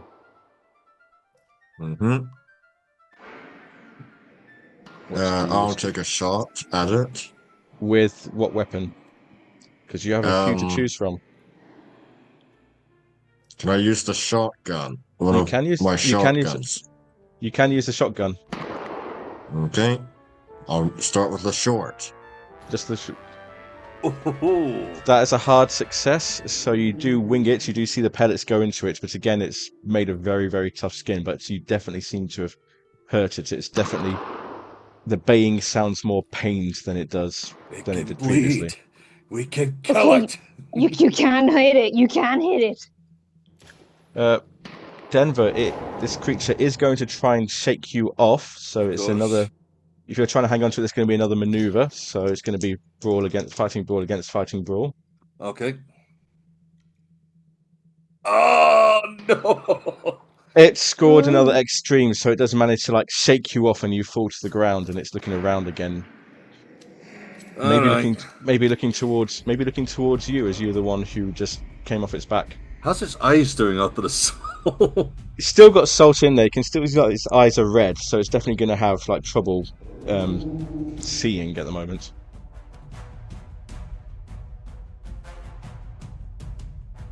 I might see if I can try blind it with my... Well, oh wait, I don't have the torch. Ah.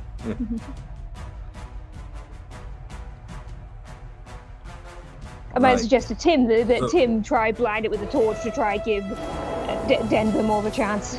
Is there anything else going on, or are we going on to the next person? It's next round. It's the next round now, so it's Denver's go. All right. I'm going to pull out my knife. Okay. I know it can bleed. Let's see if I can make it bleed better. And I am going to try to jump it. I'm not even caring where I hit it at the moment. I just want to try and hit it. Okay, it's blind, so I'm going to say you can have a bonus die on your attack because it can't really see. It's just going to flail around a bit. All right. Extreme success. Oh, and it got extreme as well, and attacker wins. In fact, as you stick it in, it goes down. You feel it's like twisting it. In fact, how do you want to do this? How do you want to kill this thing? The way I wanted to aim for it was effectively, if I got a chance, imagining it trying to swing over the top of my head and trying to duck under and jab up, aiming for the chest but sort of sliding up and catching into under the jaw and ramming home as hard as I can. You do that, and it falls to the ground, and with a soft meep, it stops moving. With a soft meep? Yes. It stops moving. Okay. But then, as you're looking down at it, in fact, are you both looking down? Are you all looking down at it, Denver, Yep. Martin, and... Yes. Yep. I'm just going to grab the torch to look at it again, so get a good look. I would like all three of you to make sanity rolls for me, please. Yay! Extreme success. Oh. Don't worry, I am screaming at this point for the sake of what's happened to Flynn. As you all look at it,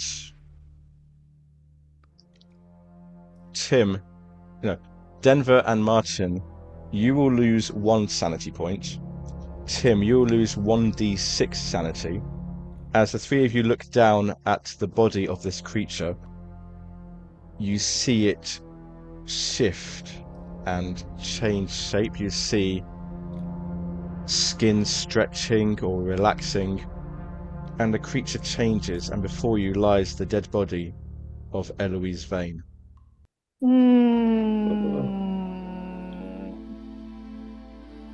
Oh my god, my Mark of the Beast werewolf thing was right. My god. I've heard stories. I never thought those damn things would be real. That's why they do. Do they know? Do they know? Does he know? I don't Is that know. Is that why they never did the portraits? Is that why?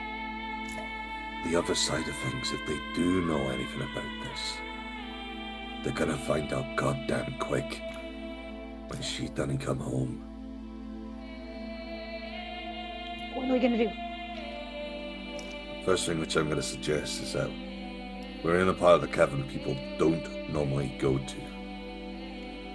I'm guessing there's at least some loose rock nearby.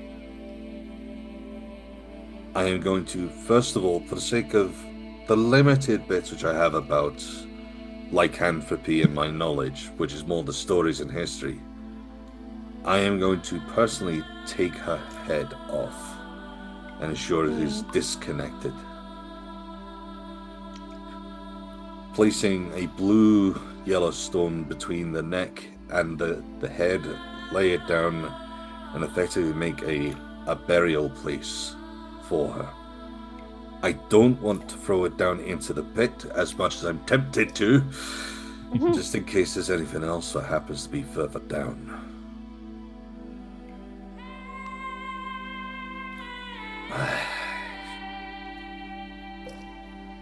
You were right, Nut. We weren't ready for this.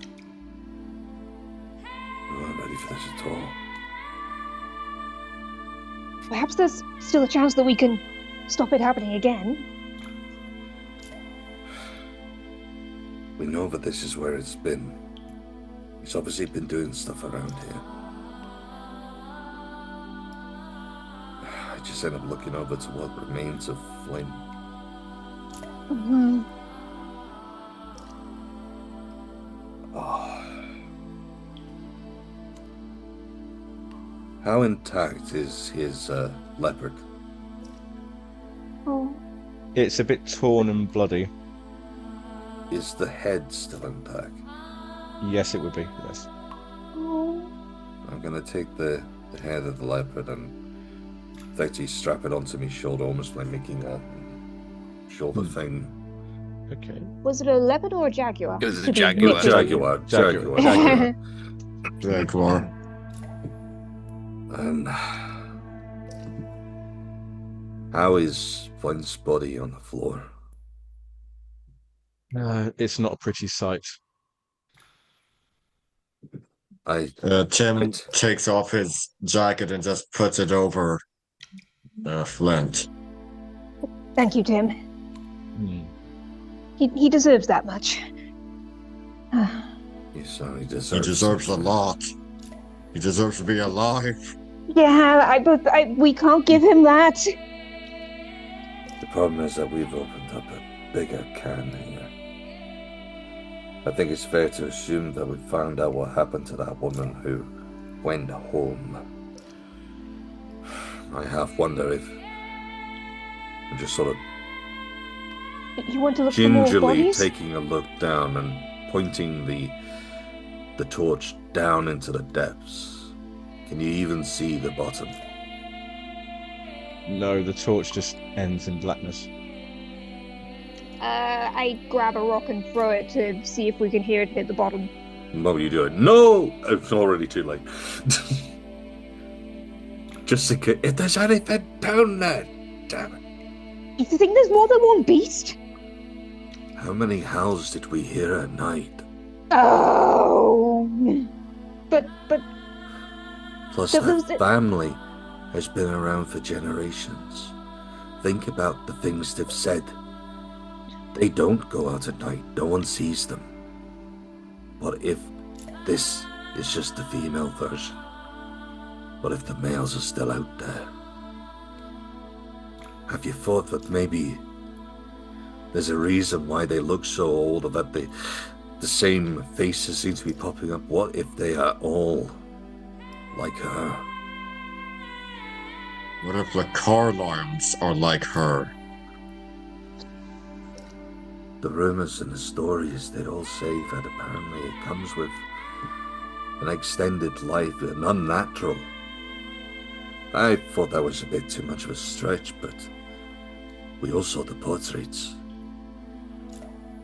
What if that's not a generational thing? And looking like? What if that's just their cover? Are you leaving the cave at this point, or are you staying in the cave?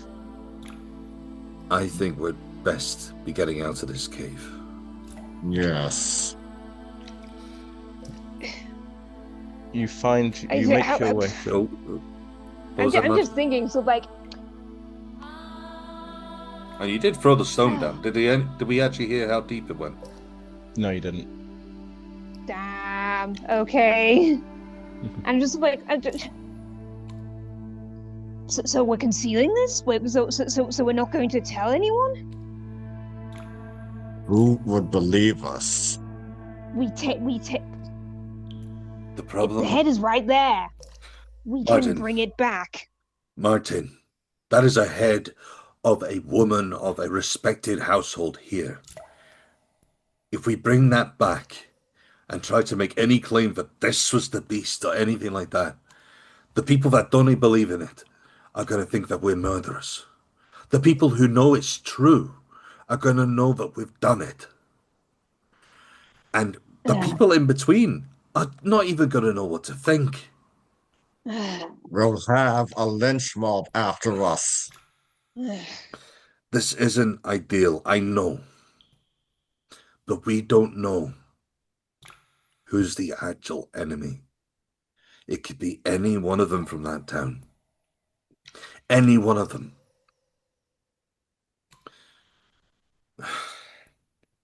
We are in a very, very difficult situation. And the best thing we can do is try to make it look like we are not a part of why a disappearance has happened. But we're outsiders here. They are going to be looking at us immediately. But we cannot leave until we know this is done. Are we agreed on that? Wait, what do you mean by when this is done? We took care of the beast, but there was a talk of a curse.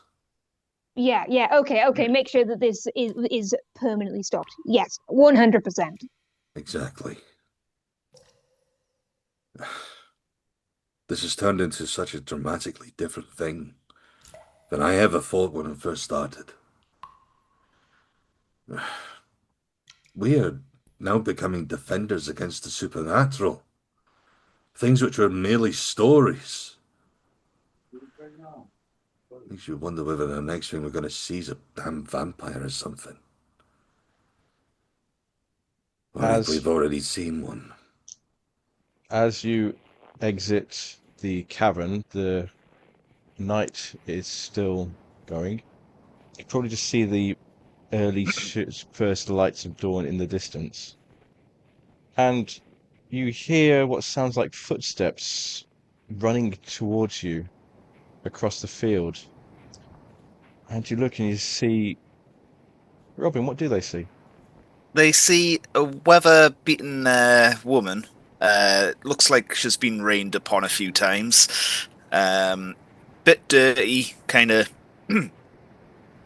lots of scratches all over her, and a few scars as well. And she's just kind of running up to everyone. Did you find the beast? Did you find the beast?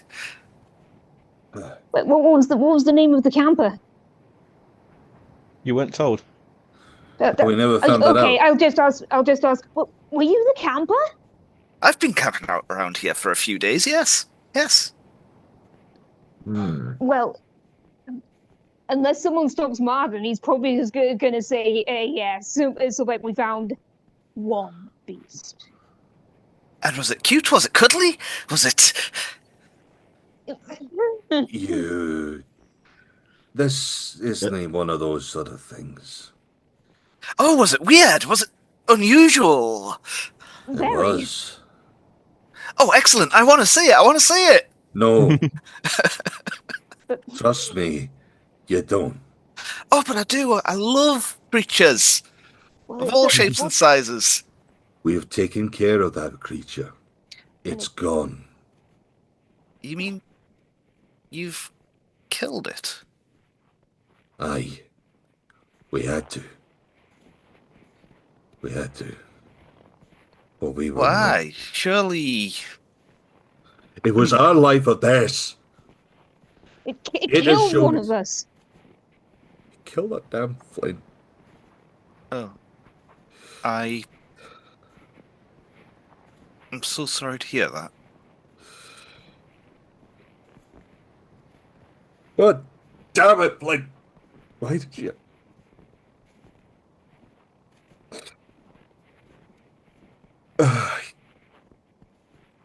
You don't want to know about that creature, about that damn thing. What do you know about it? We've heard about you looking around and all that side of things. Who are you? What have you been doing? I'm Zoe Kepra. I own the zoo in... Sorry. Where did we say it was again, Jeff? It's not actually Halesworth. on... Halesworth Zoo. Yeah, residence. Halesworth Zoo. What were you here looking for the next bloody attraction, were you? The murderous beast of the wilds. Yes. Oh, for the love of Pete. This isn't a game. Yeah, just a reminder here, but what's the year? 1925. 5. Okay. In the month. Don't worry about the history too much, Brian. The exact history too much. But it is February. Oh, for goodness sake. If you wanted to be looking for this thing, you probably would have gone looking for some pterodactyl in South America. Oh, I'm not interested in those extinct things. I'm looking for the unusual, the extraordinary. May I just Everyone ask, knows about dinosaurs. where are you all making for now? While we've got this conversation going, I'm pretty much sort of dragging us out into the wild. We get away from that mine entrance before anybody else comes by. But we are not going back to that town until we figure out what's going on here. Yeah, should we go to Zoe? Should we ask if Ms. Capra is willing to spare space at her campsite? I mean, I have a single-person tent. Oh. We're gonna go there and talk for now. All right? The least I can offer you is a cup of tea.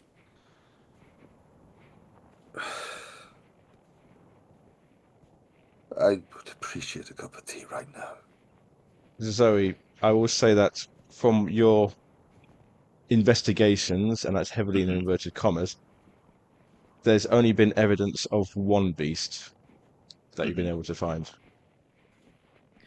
Yeah, so there was only one beast, did you say? Because I've only been tracking one. Yeah, we killed one beast. Hopefully it is just one beast. I want it to be just one beast. I need to be sure. For Flint's sake, I need to be sure. It needs to be the last beast. I mean, as I say, all my investigations have pointed to just there being one. What have you seen? Can you tell us what you found? What was that, Jeff? Just, I didn't even hear Jeff, sorry. I didn't hear him, I saw him. You probably just found, like, strange tracks. Maybe the trail, there was nearly a year ago, so the trail may have gone cold, but from what you can see, you just found, like, odd tracks here and there that kind of haven't been cleaned away properly. Maybe like the odd cave here and there, but as far as you can see, there's only ever been one beast. Okay, well, I'll explain that. Okay, that's fair. Maybe there's one of this generation. But if that curse... Yeah. The thing which I'm afraid of, and I don't know much about magic. Keep talking about a curse. You've been investigating the beast. You know that there's been one before, right? There's been one before? I mean, those attacks a year ago or so. Yes, that was indeed I suspect that may have been a different beast to the one we just killed. Did you learn the story behind the laughing horse? In all your time here? Would I have? You wouldn't have been into town that much, so you probably wouldn't. No. You wouldn't have been able to know it. Yeah.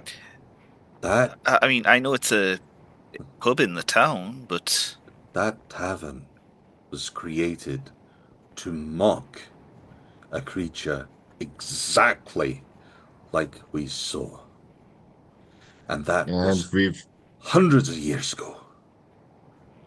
There has been a lineage. There must have been. And there was this talk of a witch who placed a curse on one of the ladies. I fear, and I hope that I'm wrong, but that curse is placed on the lineage of the Vane. In fact, any female, if what you say is true, And from what we've heard about them being weak constitutions and not living for long, that only the females of the Vane, any new female of the Vane, turns into one of those things. Those beasts. Martin, can you make me let's make it an intelligence roll, please. And Tim as well, please.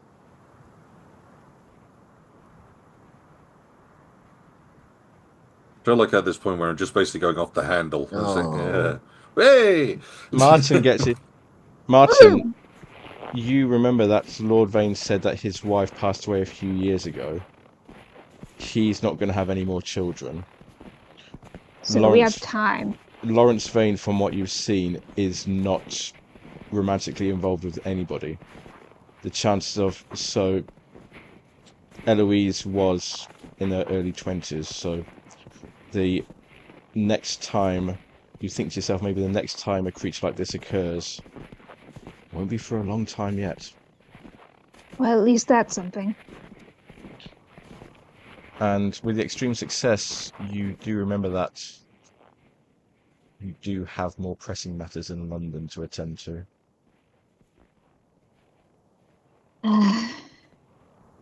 I'm just going to do a quick random roll. Okay. Just for the funsies. I don't know, this is just something for the sake of how my mental status is and what I'm thinking. Alright, I'm happy with that then. No worries. Alright. Okay. I'll explain later when we come to a wrap-up. Okay. Yeah, we'll have a conversation just like... Denver... There's time on this, at the least. Arthur's wife has died, and Lawrence is not romantically involved with anyone, so... But how long for? How long for? Longer than what's going on in London. We can come back. We can come back. I'm sorry. The temptation I have to go and pin that boy down and rip off his testicles so he's got no chance. Oh, God knows it's what Flint would have done. You're right. You're right. We have bigger issues at hand and all this. Oh. You have bigger issues. What are these issues? Come on, tell me. Oh, I imagine you'd love to hear about the fog beast. Frog beast? Fog beast. Fog beast? There's beasts made of fog? Oh, they would make a perfect exhibit. We'd have to think about how to keep them locked up, but... You are far too chipper for this. Far too chipper for this. I tell you, we have faced things with mouths in their stomachs. We have faced things which are made of nothing but ooze, and they all try to kill you. Oh, that sounds exciting! I must. And as this conversation continues, and you all regale Zoe with tales of your adventures, trying to put her off, and she just gets more and more excited. The lights of the sun burst through the clouds, and Friday the 13th dawns, which is not ominous at all. Oh, God. Should we disappear upon a train? I think what I'm going to say is next time, this is a good place to pause this one, and next time we will continue back in London. Okay. I would just like one last thing as a confirmation point. That Flint has a grave down in those mines in a section which no one will venture. I would say that, yeah. And we have carved into the blue-yellow stone of the Blue John. Here lies a man who found adventure wherever he went and lived his life true.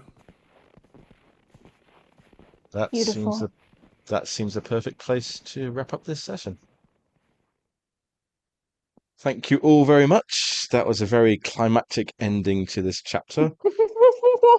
It bloody was. Jeez. So that we do more research before we go somewhere dangerous next Can time. I ask, was this planned? Were you planning on trying to change character? We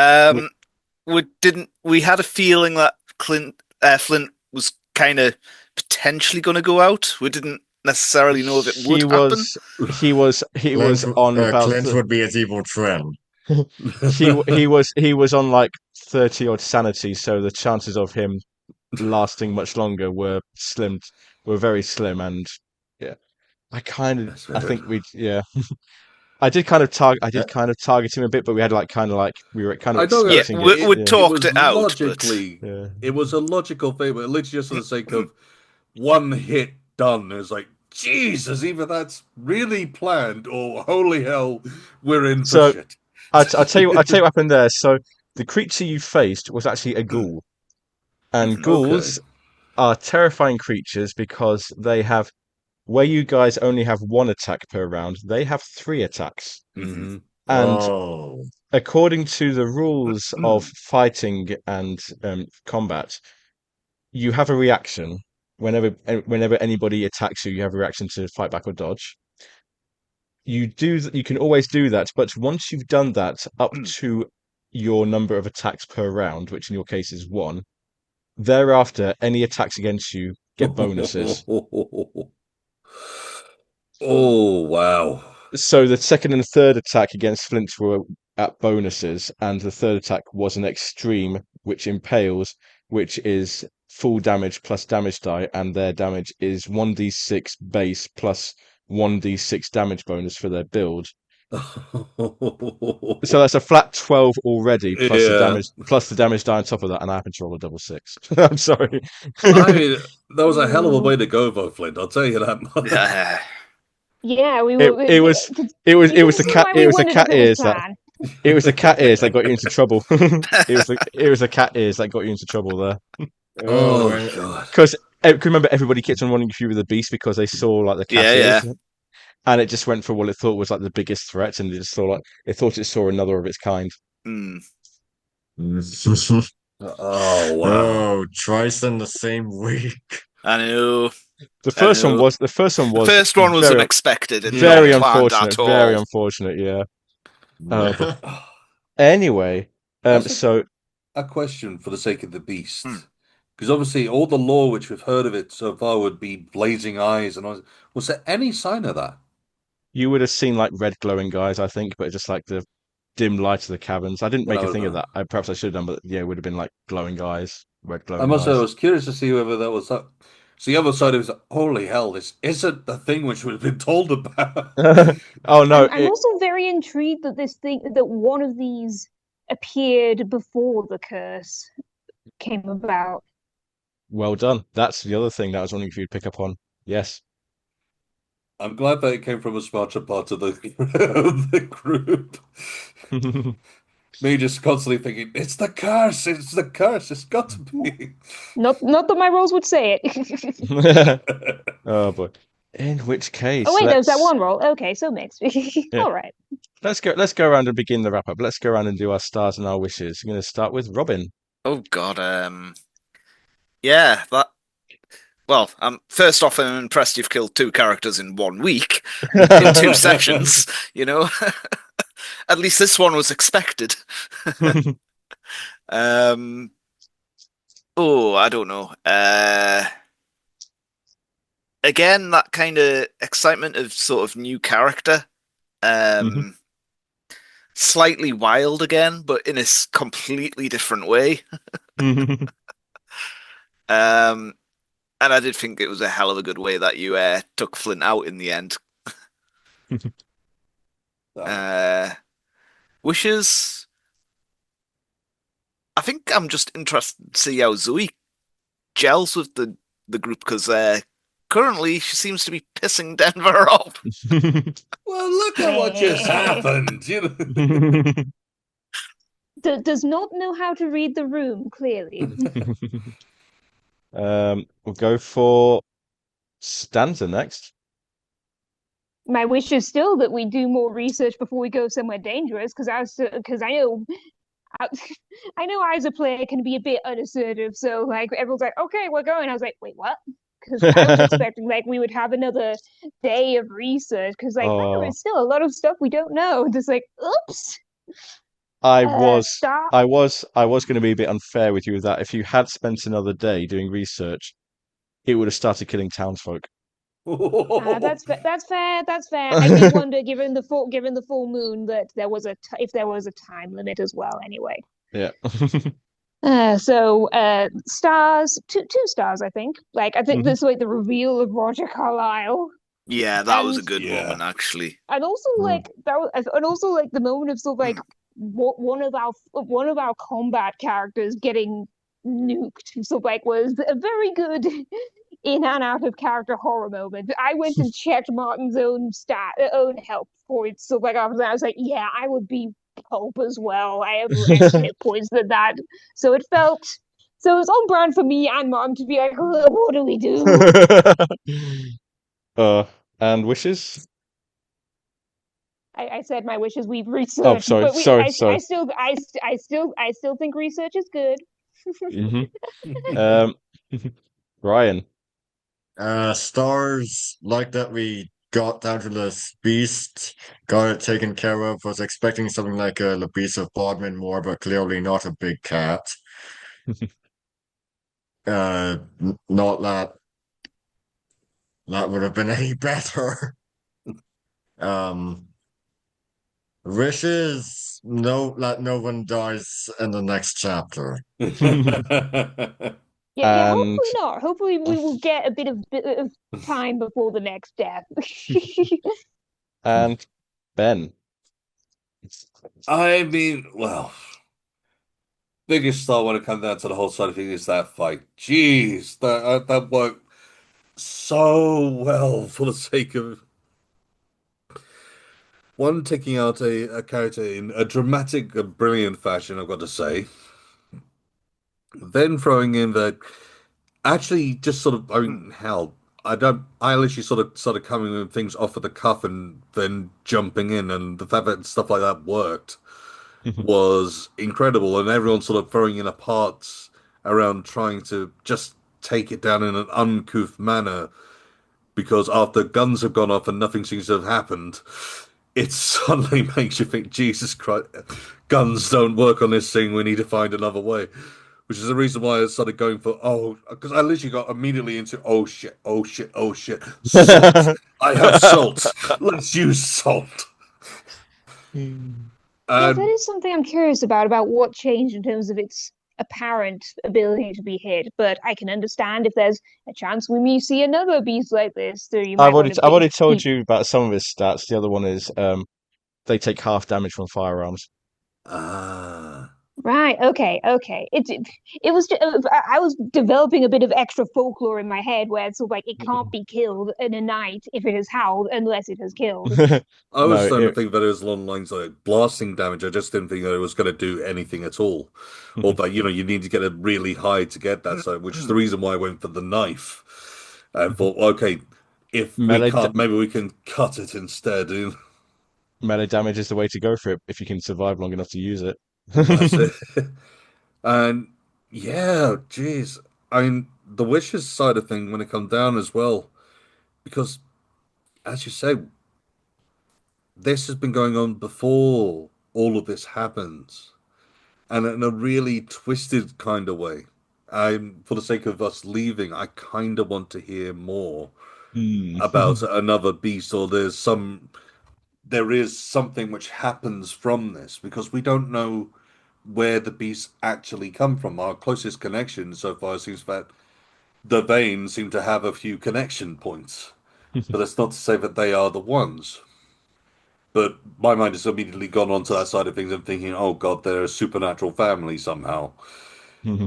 So I kind of want to hear more about this beast carrying on forth along with everything else which is wrapping up because I know that all this sort of slowly binds together. And I'm very curious to see how it does tie. Interesting. For me, there's a couple of things. I enjoyed the conversation with Lawrence Vane. I thought that was great. That was fantastic. You all bought into that really well. You all seem to really enjoy that. I enjoyed the atmosphere of going down into the caverns, just like you on your own, and just seeing the beast there. I'll be lying if I said I didn't enjoy killing Flint because I don't.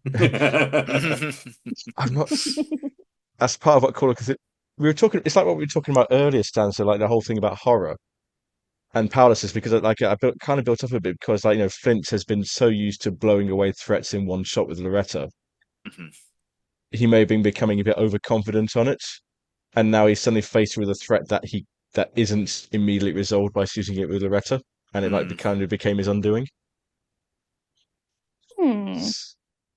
So there's that whole thing, about building up the confidence, and then it's suddenly undercutting that confidence with something that you can't just shoot and. I must admit, it's thrown a little bit of a dagger into Smith's version of things, which is, most of the stuff we've been able to just shoot at, and it does the trick.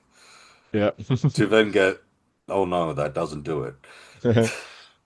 I just loved everybody. I love the little scenes at the end with Zoe coming in, everybody mourning Flint. I thought that was really well done. And then Zoe being completely clueless. Yes, yep. Wishes. This whole thing has been like a sidetrack scenario to the main story. So I'm eager to get back to the main story to pick up the pieces that you left there. There's some very good leads for you to follow up on. So I'm eager to see where that goes. I will just say that there is one clue that nobody has picked up on, and I'm not going to tell you what it is. I'll just leave that hanging there, that there's a clue that you've been given that nobody has picked up on. Was that this session? I'm not gonna be specific. I'm Okay, gonna say while you've been in Lesser Edale, you have received a clue that nobody has picked up on, but I'm not going to tell you what it is until the time is right. Oh. I might end up taking a look back and just seeing what the hell did we miss? I'm happy to look over my notes with you at some point. I'll be going through the video. I mean, to be fair, I'm at a point where after having a conversation with John about books and stuff for the sake of going off to conventions and stuff which is more relevant to what we actually do. I am now planning on writing the book series of Denver Smith. Wow. That'd be amazing. Oh my God. And we will start, that will come about and that will be a thing. And even when it comes down to Denver Smith dying, if that happens, there will be the War Journal, which is the last journal of Denver Smith, which are the notes for the next book. That would be amazing. I'd absolutely love that. Anyway, it only remains for me to say thank you all very much for watching. I hope you've had the greatest time as we have. If you haven't done so already, please subscribe to our YouTube channel, hit the bell icon to see when we go live. You can find playlists of all of this campaign, of our Horror in the Orient Express campaign, all of our Dungeons and Dragons campaigns, and everything else that we do. We also have a Twitch channel, Final Boss Fight Live, where you can see us playing these games live, or not this game particularly, but our live Dungeons and Dragons and other games. We have a Discord, be able to join in, talk about this, talk about anything that takes your fancy. And yeah, we'll see you next time. Thank you very much for watching, guys. Bye-bye. Bye. Bye-bye.